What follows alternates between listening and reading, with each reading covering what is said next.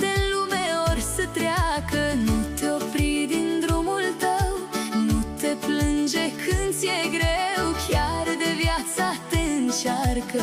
Toate în lume ori să treacă. O femeie, draga mea, știu că viața este grea. Hai, ridică-te și luptă, nu te da acum bătută.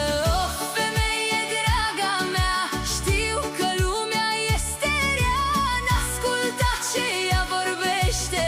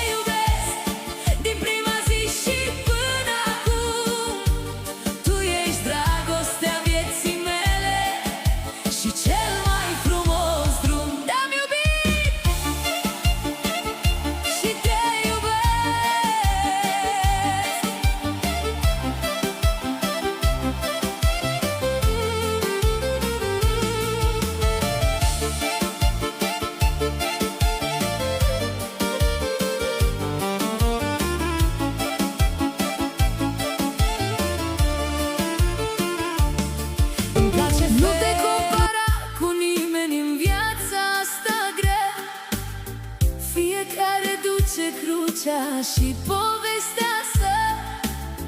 Unii plâng în tăcere, alții zâmbesc mereu, dar fiecare merge în ritmul lui Dumnezeu.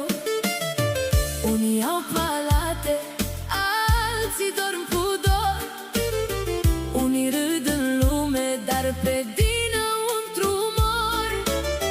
Nu privi la lume, vezi-ți drumul tău, că într-o zi o să răsară și soarele tău.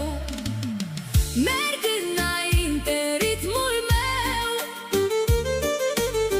chiar dacă viața m-a lovit mereu.